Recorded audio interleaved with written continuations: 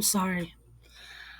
I want you to hear these two men break down Project 2025.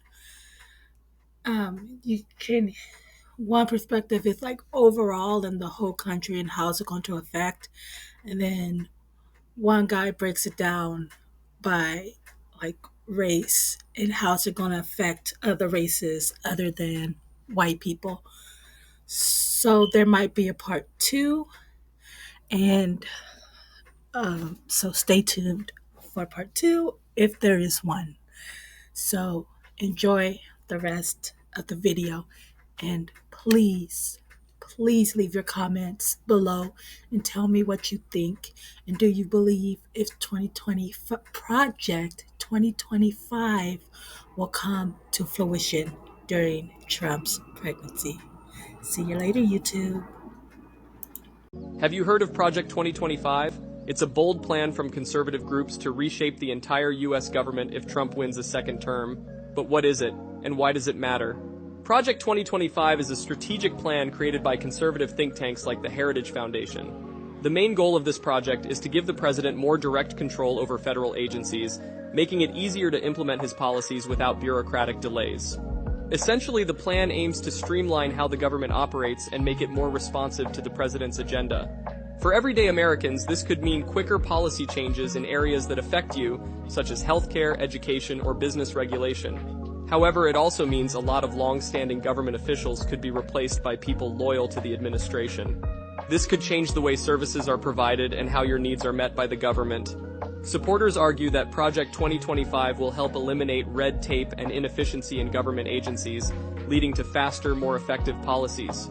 On the flip side, critics warn that this could create a more politicized government, where decisions are made based on loyalty rather than expertise, potentially harming public services. Project 2025 is ambitious and would change the way the federal government operates. But what does this mean for the future of American governance? Stay tuned for part 2, where we dive deeper into how it could impact the structure of federal agencies. What do you think about Project 2025? Will it help streamline the government, or could it create more problems? Let us know your thoughts in the comments, and make sure to like, share, and follow for more insights on Trump's policies. What would Project 2025 mean for the environment? Let's take a closer look at how changes to environmental regulations could impact our planet and daily lives. Project 2025 focuses on reducing federal regulations, including many that protect the environment. One key target is the Environmental Protection Agency, EPA. Supporters of the plan argue that the EPA has too much power, enforcing strict rules on industries like energy, manufacturing, and agriculture. Project 2025 proposes cutting back these regulations to promote economic growth, believing that fewer restrictions will allow businesses to thrive. For everyday Americans, this could lead to less oversight of air and water quality. Those who depend on clean air and water for health reasons may find themselves at risk. The potential for greater pollution could lead to higher healthcare costs for communities that are already struggling. It's a balancing act between job creation and the safety of local residents. Project 2025's backers argue that fewer regulations would help businesses grow, leading to job creation and lower energy costs. They believe deregulation will lead to economic prosperity. But critics worry that prioritizing business growth over environmental protection could harm public health, contribute to climate change, and damage ecosystems in the long term. Reducing regulations could mean more pollution, but it might also lead to a more competitive business environment. The key question is, how do we balance economic growth with protecting our environment and health? Project 2025 has a bold vision for reshaping America's federal policies, but the implications for environmental protection could be huge. What are your thoughts on loosening regulations? Let us know in the comments. Do you think Project 2025's environmental plans are a step forward, or do we need stricter regulations? Share your thoughts below, like, comment, and follow for more updates on this ongoing discussion. What about the social programs that millions of Americans rely on, like Medicare and Medicaid? How could Project 2025 affect them? One of the core ideas behind Project 2025 is to reduce the scope of social welfare programs, which supporters argue have become too large and costly. The project proposes cuts to programs like Medicare, Medicaid, and food assistance. These programs are vital for millions of low-income Americans, but the project's backers believe reducing them could lower national debt and encourage people to become more self-sufficient. If you or someone you know depends on Medicare or Medicaid for health coverage, these cuts could significantly affect access to care. Seniors, people with disabilities, and low-income families might find it harder to get the medical treatment and support they need. The changes could lead to higher costs for prescription drugs, hospital visits, or doctor's appointments. Supporters argue that trimming these programs is necessary to get the country's finances under control. They believe the savings could be used for other government priorities, like reducing taxes or boosting defense spending. On the other hand, critics worry that cutting social programs could increase poverty and inequality, making it harder for vulnerable populations to survive. These cuts would affect millions of Americans, especially the most vulnerable. But what about the environment? In the next video, we'll examine how Project 2025 could change environmental regulations and what that means for public health. Do you think reducing social programs is the right move for America, or will it hurt those who need help the most? Drop your thoughts in the comments below and make sure to like, share, and follow for more information on Project 2025. How could Project 2025 change the structure of federal agencies? Let's break down what that means for the government's control over your daily life. Project 2025's most significant proposal is to increase presidential control over federal agencies. This plan gives the president the power to appoint political allies to key positions. This could allow the administration to push its agenda faster, bypassing traditional government processes that might slow things down. If you've ever interacted with agencies like the IRS or Social Security Administration, these changes could affect the services you get. Appointing more political allies could mean policies are implemented quickly, but it raises concerns about fairness and consistency. Supporters argue that making government agencies more responsive will reduce inefficiency and help push through reforms quicker. However, critics fear that too much power in the president's hands could lead to a government less accountable to the people. These changes could lead to less transparency and fewer checks and balances. In the next video, we'll explore how Project 2025 could impact social safety nets like Medicare and Medicaid. How do you feel about giving the president more control over federal agencies? Could it make government work better, or is it too much power in one place? Share your thoughts and imagine a future where your healthcare and education are managed by private companies instead of the government. This is the vision behind Project 2025, but how would that impact young people like you? Let's dive in. Project 2025 doesn't just stop at deregulation and workforce reform. It aims to fundamentally reshape sectors that directly affect young adults, namely healthcare and education. In healthcare, Trump's plan leans heavily towards privatization. This means scaling back programs like Medicaid and dismantling what's left of the Affordable Care Act, ACA. Instead, the focus would shift to private insurance options. Proponents say this would create competition among insurers, driving prices down. However, critics warn that without government-backed subsidies, many people, especially those with lower incomes, might find it harder to afford coverage. Turning to education, Project 2025 seeks to cut down on federal spending and increase private sector involvement. This could mean more school voucher programs, allowing parents to use public funds for private school tuition. For higher education, we might see a move towards privatizing student loans, reducing the role of federal student aid. The idea here is to encourage efficiency and reduce national debt, but it also risks making education less accessible for students who can't afford private options or who depend on federal aid. For many young people, privatization in healthcare might mean paying more for less coverage. If subsidies and protections from government programs are reduced, private insurance could become the only option, and that's often more. Picture a government that runs more like a well-oiled machine and less like, well, the government we know today. That's Trump's vision for his second term, known as Project 2025. It's all about streamlining, deregulating, and restructuring. But how would it work, and what does it mean for the American people? Project 2025 is Trump's roadmap for his second term, with two major focuses: deregulating industries and reforming the federal workforce. Deregulation means loosening up the rules that businesses have to follow. Trump believes that cutting back on red tape will help the economy by giving businesses the freedom to grow without being bogged down by excessive regulations. However, this also means fewer protections for consumers and workers. For example, environmental safeguards might be weakened and workplace safety standards could be relaxed. As for the federal workforce, Project 2025 aims to shrink the government's size and revamp its operations. Trump is proposing a massive overhaul of federal agencies. The goal is to make the federal government more efficient, but the concern is that it could lead to job cuts and a loss of important public services. What does this mean for everyday Americans? Well, Deregulation could make certain goods and services cheaper, as businesses won't have to follow as many rules. But the downside? With fewer regulations, we might see more corporate control over industries like energy and healthcare, which could raise costs for consumers and reduce protections for workers. For young adults, the impact is twofold. Fewer government jobs could make finding employment in federal agencies more difficult. What if your next job offer didn't come from the government, but from a private company handling what used to be public services? That's the reality Trump's Project 2025 is aiming for. But what does it mean for you and for the future of democracy? Project 2025 aims to hand over many public services to private companies, fundamentally changing the way the government interacts with its citizens. For young workers, this shift could mean fewer government jobs. This shift could mean dealing with more precarious employment conditions. Think gig economy jobs without the security of traditional full-time employment. The privatization of services like Social Security could also mean that by the time you retire, benefits are reduced or harder to access, putting your financial future at risk. Moreover, privatizing essential services like Social Security and healthcare could make these services less stable. The focus of private companies is profit, which could lead to higher costs for basic services that used to be more affordable under government programs. For young adults entering the workforce, the biggest concern is how this privatization affects democracy itself.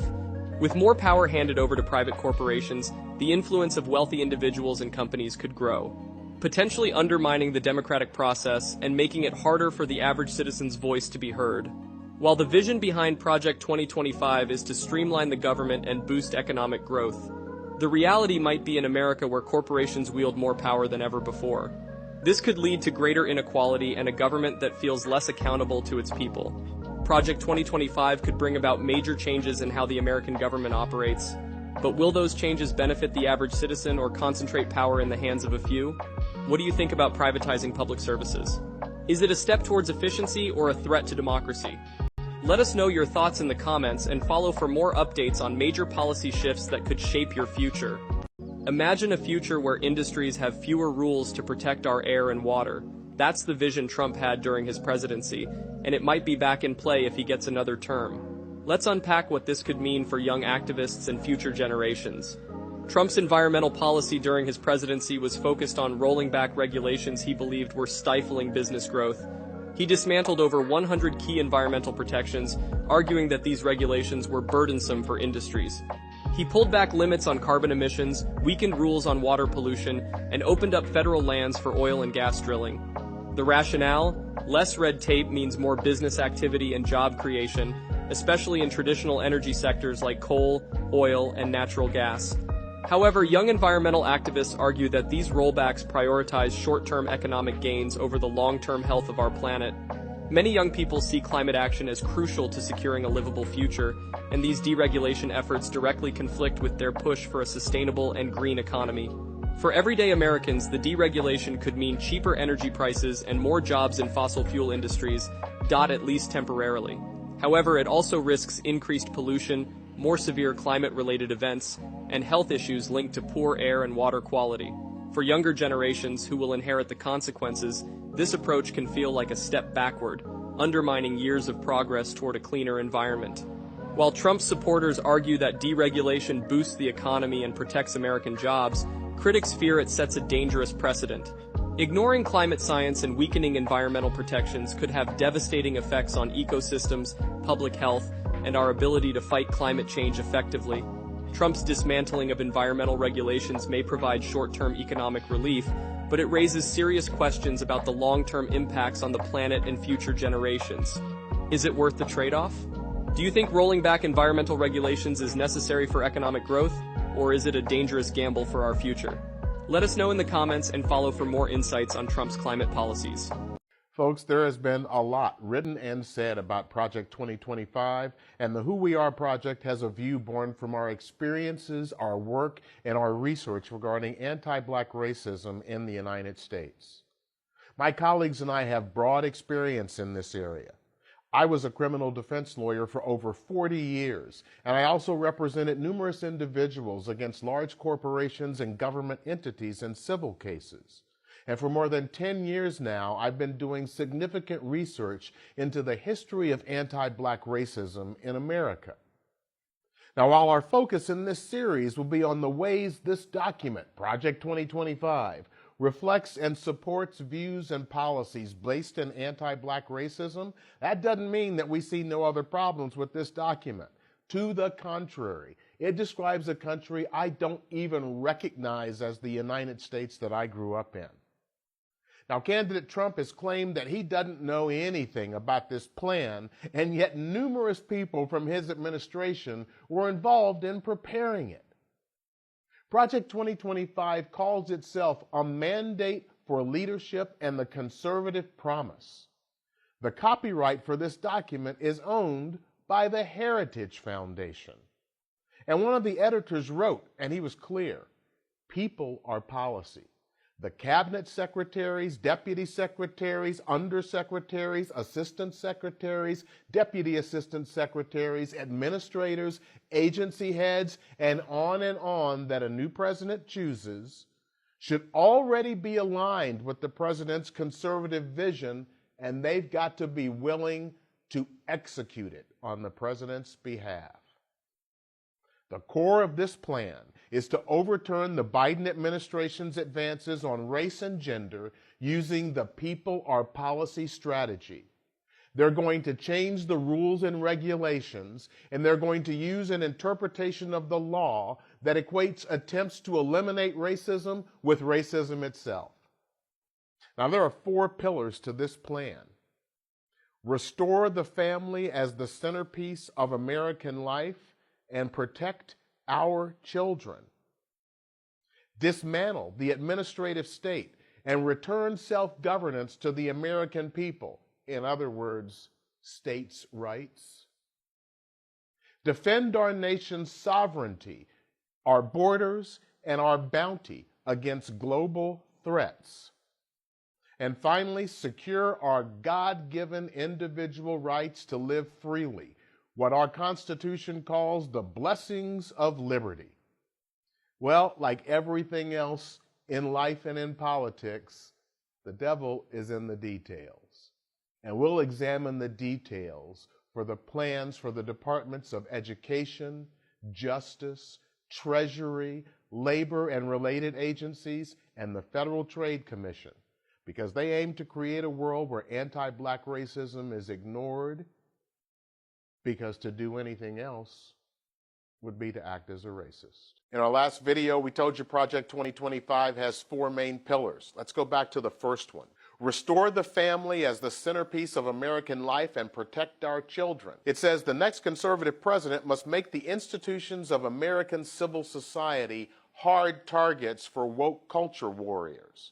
And this starts with deleting the terms sexual orientation and gender identity, diversity, equity, and inclusion, gender, gender equality, gender equity, gender awareness, gender sensitive, abortion, reproductive health, reproductive rights, and any other term used to, their words not mine, deprive Americans of their First Amendment rights. We're excising that out of every federal rule, agency regulation, contract, grant, regulation, and piece of legislation that exists. They are erasing disfavored elements from their definition of family. And you better ask yourself, is your family the right kind?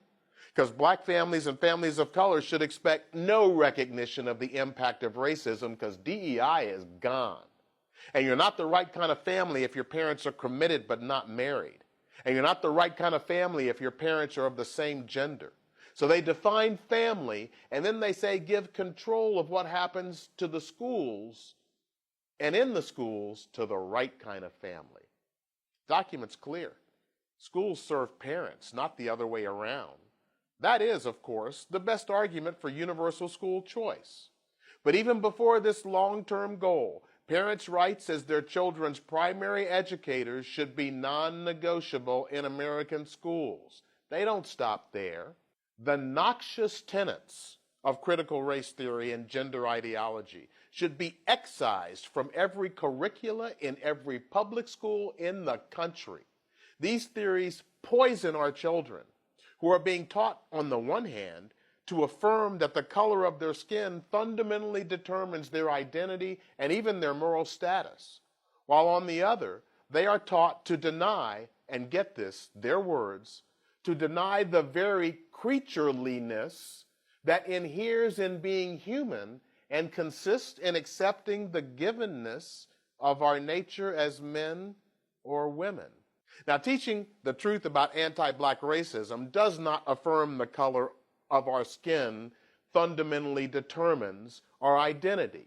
It demonstrates that many people in this country wanted the color of our skin to fundamentally determine our identity and our opportunities. And this stuff about a creatureliness, I got no idea what that means, but it's gobbledygook and nonsense, defied by biology and human experience. Come back for more. We talked about Project 2025 and the Department of Education, so let's move to the Department of Justice, where the rhetoric is depressingly familiar.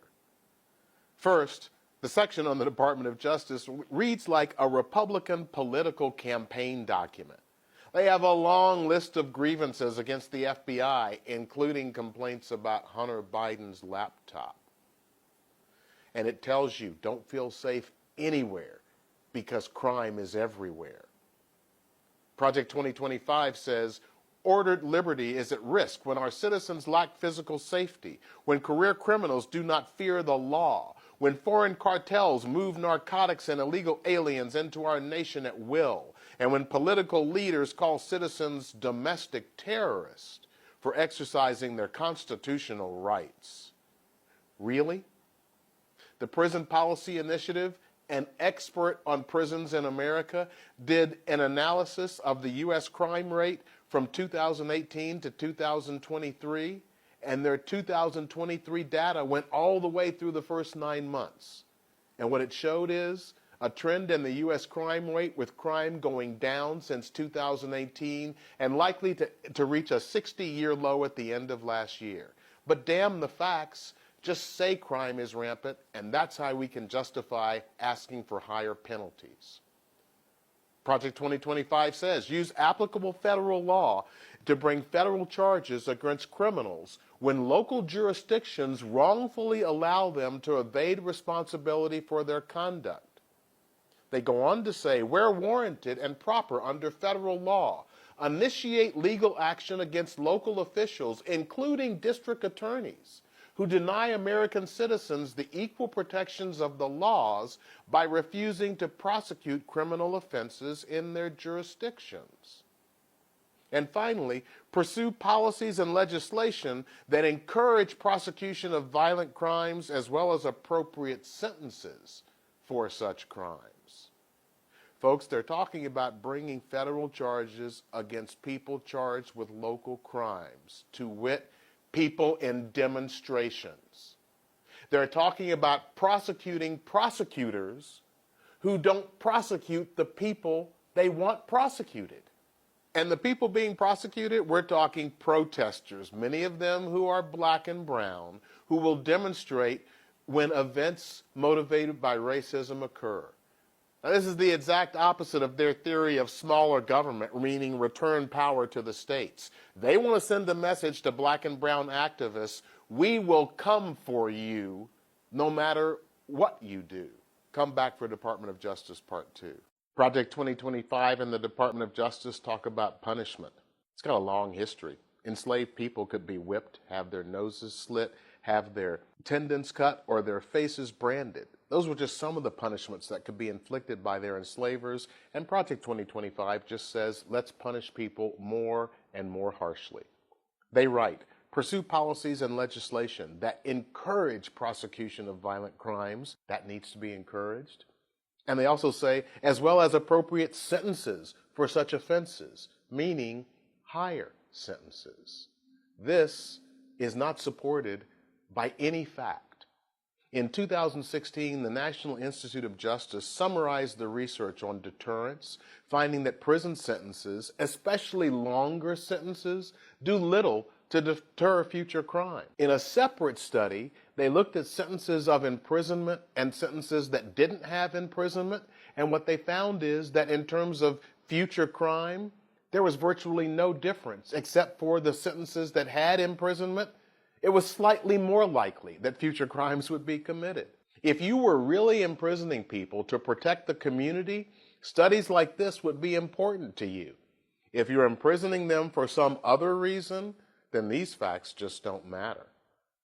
Go back to the end of the last Trump administration. There was a rush on executions. Kill as many people as possible on death row before he leaves office. Well, this time they're going to start early. The next conservative administration, according to Project 2025, should do everything possible to obtain finality for the 44 prisoners currently on death row.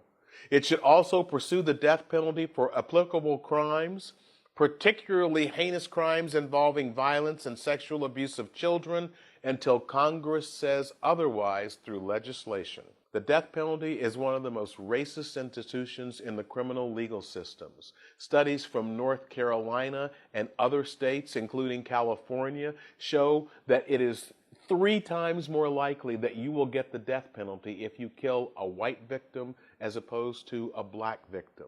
In Louisiana, it was a 97% higher probability of getting the death penalty if you killed a white victim instead of a black victim. And for black people who killed white people in Louisiana, the death penalty had been imposed over 300 times.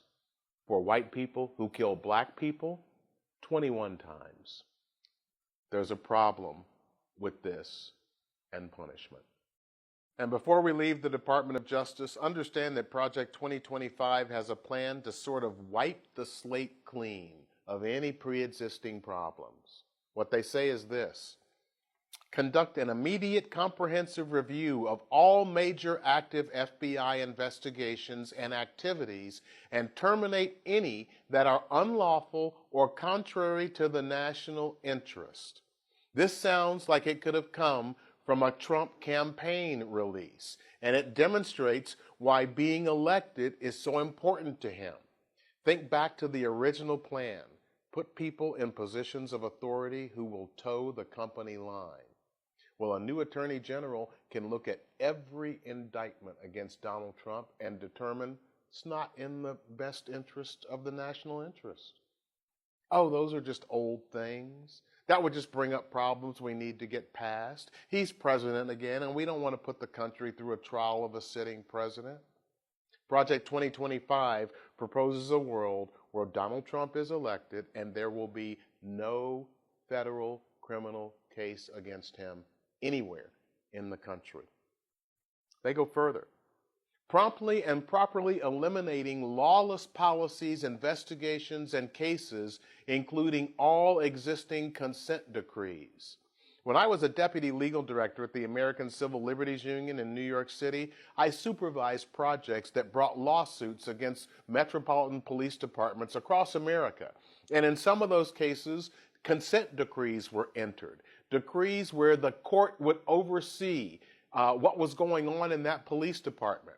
The lawyers who worked on those cases put in thousands of hours gathering evidence to prove major problems within these police departments. If those consent decrees are removed, all of that work that went into changing policy and practice and holding officers accountable will be lost. Project 2025 ain't done. They want to issue guidance to all U.S. attorneys emphasizing the importance of prosecuting immigration offenses and immigration-related offenses. Although this is not directly related to anti-black racism, the immigration policies advanced by Project 2025 are so completely consistent with the exercise of anti-black racism that their request is virtually identical to what they want to do in other Department of Justice venues. Erase the history so we can do what we want. The MAGA concept of going back is in full force with the policy proposals for the Department of Justice. And we'll be going back all right, but not to a time when America was great for anybody who wasn't white and male.